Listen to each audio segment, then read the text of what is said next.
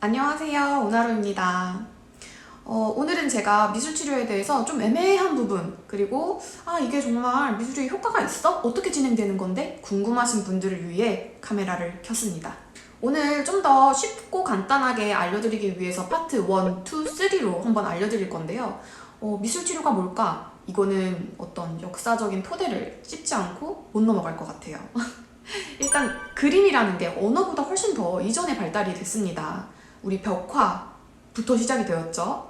그래서 각종 미술사들을 확인해 봐도 뭔가 뭐 인상파, 표현주의 이런 것들을 봐도 그 시대적 배경을 갖고 있는 그림을 대표하는 경우가 되게 많아요. 근데 이 그림들이 점점 기계, 디지털이 발달되면서 사람만이 무언가 표현할 수 있는 무언가가 없을까 하면서 그림에 뭔가 내면을 담아놓고 나만의 상징물을 담아놓는 그런 표현력이 점점 발달하기 시작했죠.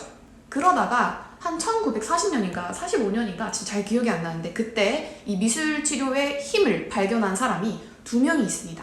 나움버그라는 사람인데요. 나움버그는 상담할 때 이런 이미지 활용하는 거 되게 이 사람이랑 상징적으로 대화하기 좋다 라는 거를 알고 뭔가 이 그림에 자신을 투사할 수 있는 이런 부분을 많이 활용했던 것 같아요.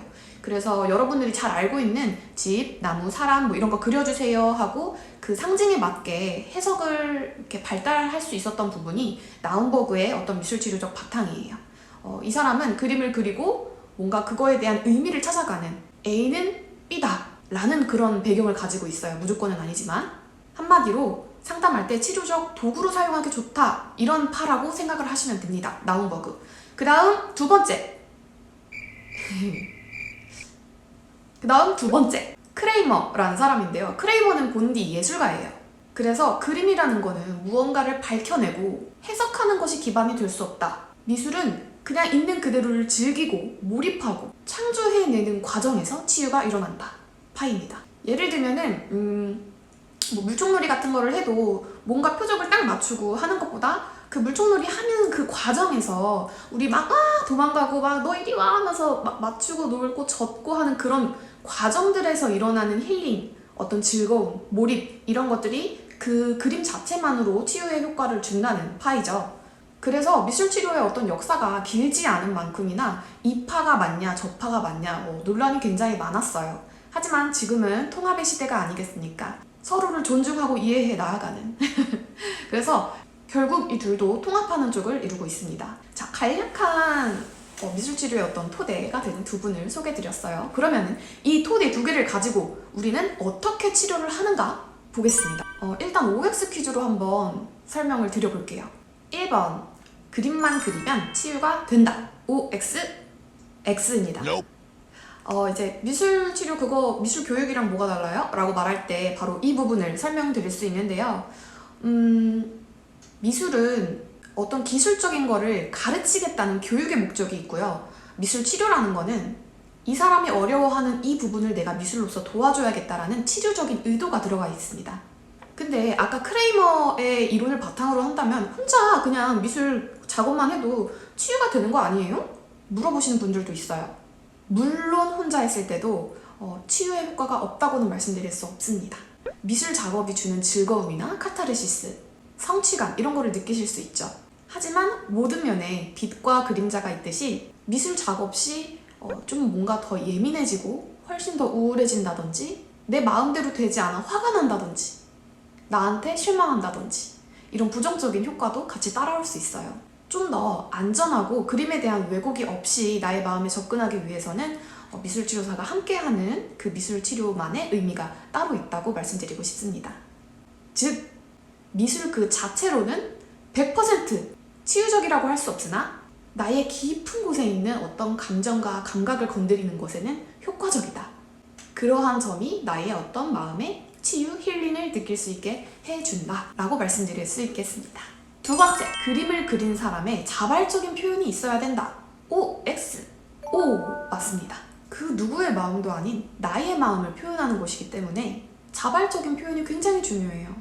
가끔 오시면은 무슨 수행평가 하시는 것처럼 그림 그리는 것 자체를 너무 힘들어 하시고 막 한숨 계속 쉬고 나 못 그리는데 하시는 분들 계세요.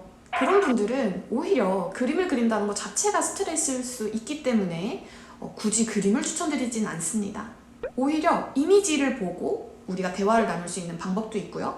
꼭 그리지 않아도 돼요. 뭔가 사진을 이용한다든지 콜라주를 이용한다든지 여러 가지 방법들이 있기 때문에 그림에 대한 부담은 덜어놓고 오셔도 된다. 세 번째, 그림을 잘 그리는 것보다는 몰입해야 된다. OX. 네, 당연히 O입니다. 물론 처음부터 그림을 그리는데 몰입하는 거는 되게 어려운 일이에요. 다들 초등학교 이후로 그림을 그려본 적이 없다고 말씀하세요. 그림을 그리는 것보다 내 마음속에 어떤 이야기를 어떻게 꺼내서 그거를 시각화할 것인가, 어떻게 표현할 것인가 고뇌하면서 표현되는 작품은 점 하나를 찍어도 그 안에 100가지 의미가 들어갈 수 있다는 거죠. 중요한 것은 퀄리티보다도 창조하는 과정에서 드러나는 그 사람의 어떤 태도나 관점, 이야기 뭐 이런 것들이 더 중요하다고 볼 수 있어요. 우리 상담실 와서 그냥 상담할 때 왜 당신은 말을 못하나요? 상담 와서 말을 못하면 안 되죠. 이런 걸로 안 혼나잖아요. 근데 미술치료 와서 미술을 왠지 못하면 혼날 것 같은가 봐요. 전혀 그렇지 않습니다. 미술의 실력은 중요하지 않다는 점 강조드립니다. 주리에 교수님이 있는데요. 주리에 교수님이 했던 말 중에 제가 이 말이 되게 인상이 깊었어요. 그림은 그 사람의 고유의 언어이다.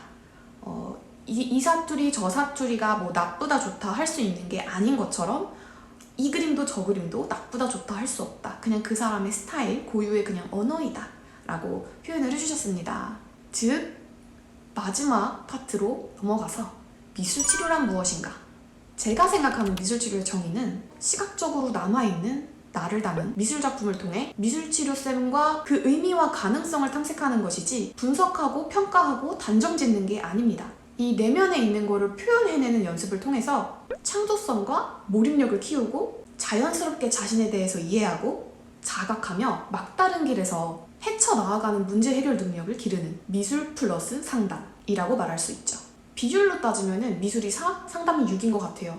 왜냐면 미술만으로도 힐링이 가능하지만 우리 미술 치료하러 오시는 분들이 되게 케이스마다 다양해요. 다양한 어려움을 가지고 있어요. 근데 그 다양한 사람들한테 어떤 미술 재료와 어떤 미술의 어떤 프로그램들이 더 잘 맞을까 이런 거를 생각하려면 치료적 배경이 없을 수가 없어요. 무조건 있어야 돼요. 그래서 이 미술과 치료적 배경의 어떤 균형이 굉장히 중요하다. 미술 치료 사이의 역량이 굉장히 중요하다. 그래서 저는 죽을 때까지 이 공부를 계속해야 돼요. 미술 치료에 대해서 감이 조금은 잡히셨나요?